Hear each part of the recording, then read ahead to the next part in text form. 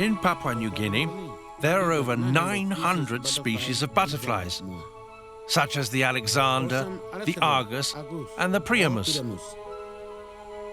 The largest are called birdwings, and they are sought after by collectors from all over the world. I accompanied Brownie Mumble, a butterfly exporter, during one of his trips to the village of Kawawage. Very few people know it, but insects are an excellent way of earning money. Not for people in cities, but for poor people who live in villages like you. That's why I'm here, to show you how you can earn a bit of money by raising butterflies. This is a legal activity for which I have an export license. Look, a giant butterfly, the Ornithoptera Goliath. It's worth 10 kina. It's the second biggest butterfly in the world. That one is the Ornithoptera Priamus Poseidon. The male is worth 2 kina, and the female 1 kina, or 3 kina for both. Butterflies are worth between 10 toea and 1,000 kina. If I tell you that this butterfly is worth 200 kina, you'll be surprised to learn that it lives just outside your door in your forest. That's why you have to take care of your forest. These animals live only in forests, and if you destroy them, you'll lose the chance to earn money by collecting a few specimens.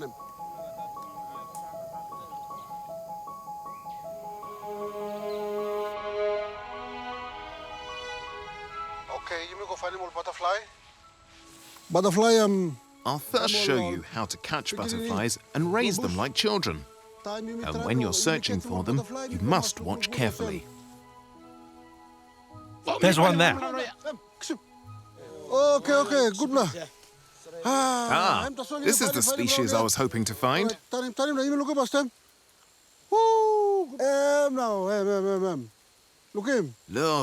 Look at that. It's a male in pretty good condition. We'll keep it, okay? Come on now, we'll take this one. Let's go.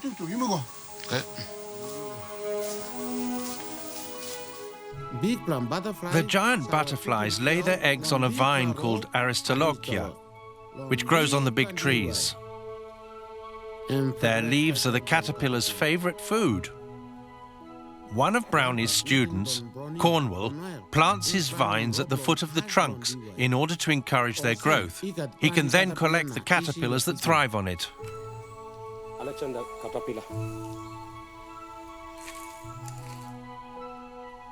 Let's put the caterpillar and the butterfly in my aviary. Cornwall protects the birdwings and caterpillars from predators in his aviary. That's the principle of butterfly ranching. The forest becomes a butterfly farm with the necessary trees that we must preserve. From the trees, we collect the butterflies whose eggs turn into caterpillars.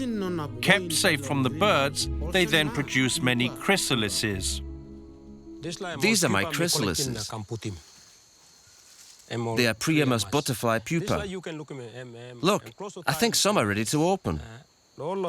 Just as they're about to hatch, they become completely black. Yeah, that one's quite black. Cornwall has a surprise for us: to watch the birth of the largest butterfly in the world. Queen Alexandra's birdwing. The butterfly with bird wings named after Queen Alexandra. The wingspan of the females of this species, which lives only in the forests of Oro province, can reach 27 centimeters. Today, its trade is strictly prohibited because it has become very rare due to deforestation.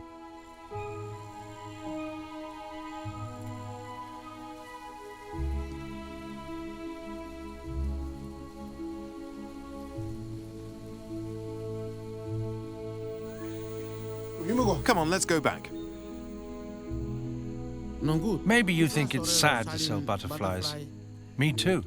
But this business has very little impact on the environment because it mainly involves farmed butterflies. Their sacrifice helps us save parts of the forest and thousands of animals. Now I'm going to show you the technique to preserve butterflies. You have to hold it like this, well centered. I use the pins to set the wings in the right position. Just like that. After letting it dry for several hours, I can put it in its box.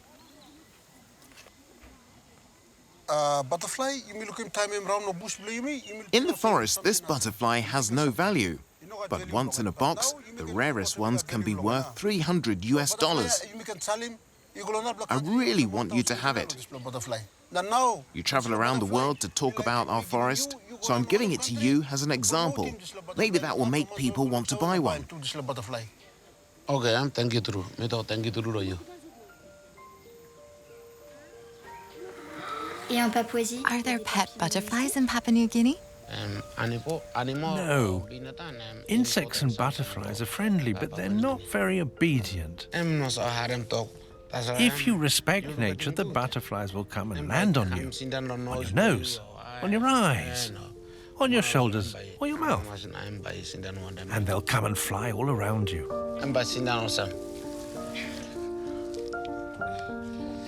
Oh, you're a true butterfly girl. I can fly in the sky. Going up now.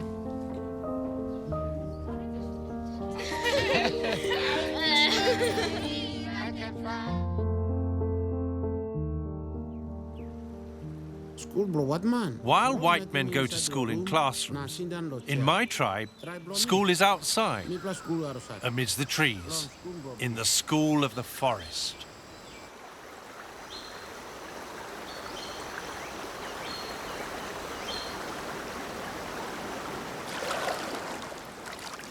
Traditionally, the teachers lead their pupils to a secret spot where, month after month, they learn to become men.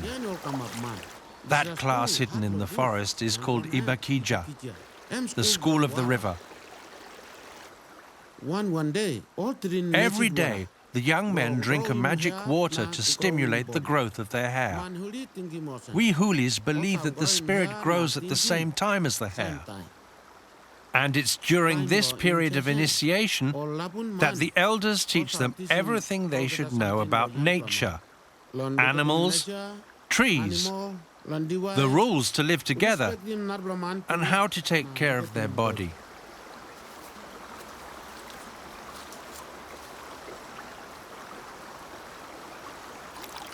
Three times a day, their hair is watered, just like our gardens, so that it grows quicker. For several years, unmarried young men live in reclusion in the forest to obtain wigs that will serve as a headdress. Aluj, my young cousin, has spent 3 years in this school, and we are going to give him his diploma.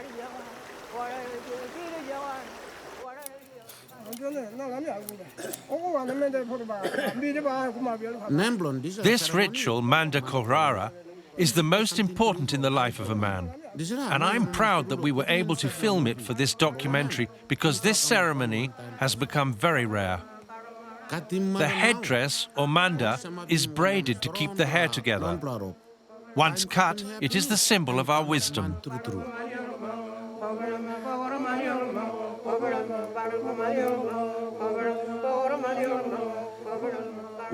With this last snip of the scissors, Aluj is considered an adult and a son of the forest. He will be able to dance and to seduce women.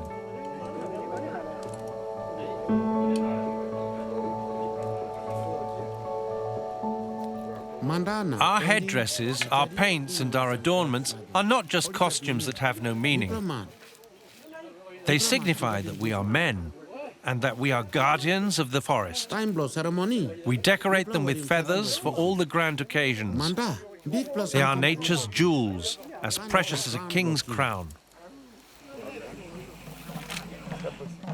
After several hours of preparation, the men get together to dance the kumya, a word that means bird of paradise in our language.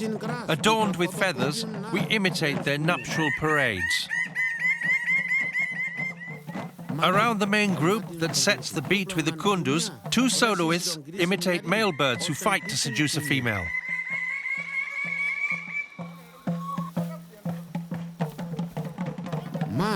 Men are like birds.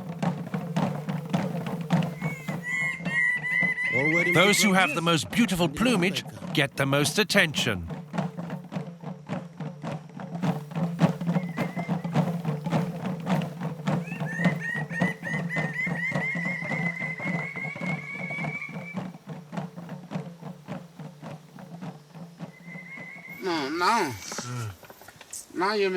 Now that Eluje's hair-cutting ceremony is over, I should tell you that it is the last time that I will be wearing my most beautiful headdress.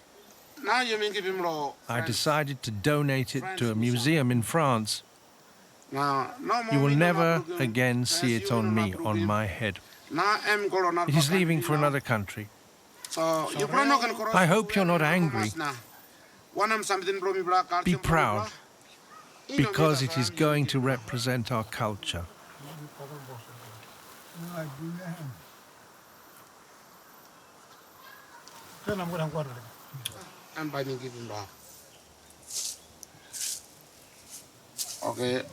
This is going to go on a great journey. Don't worry. The French will take good care of them.